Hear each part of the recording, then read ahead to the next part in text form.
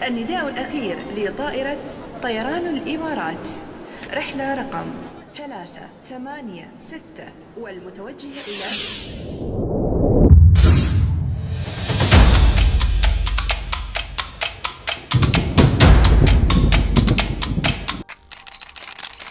यह दुबई है, लेकिन हमेशा दुबई ऐसा नहीं हुआ करता था।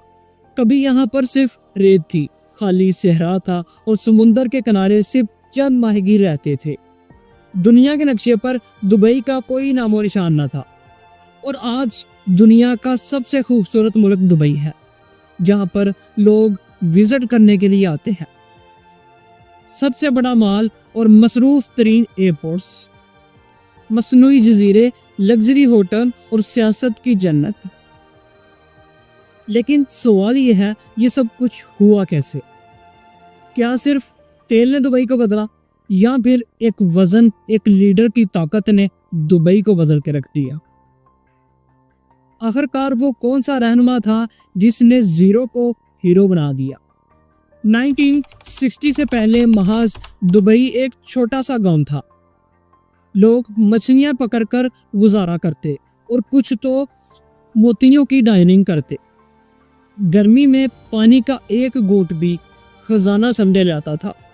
गुर्बत, पसमंदगी और घुटन जिंदगी, ये था असल दुबई। और फिर आया वो लम्हा जब एक शख्स ने ख्वाब देखा, और जिनका नाम है शेख जायद बिन सुल्तान, जिन्होंने रेत नहीं देखी बल्कि मुस्तकबिल देखा।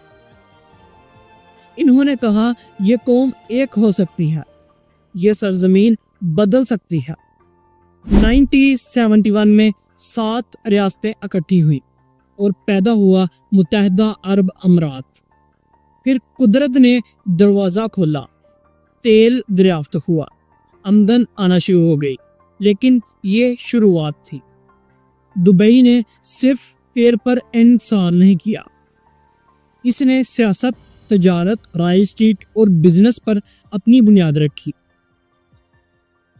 यही फर्क था और यही दुबई की तरक्की का राज था।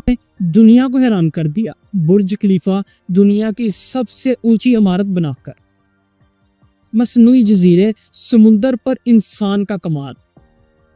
यह है दुबई की कहानी, रेत से रोशनी तक, गुर्बत से इमारत तक, जीरो से हीरो तक का सफर।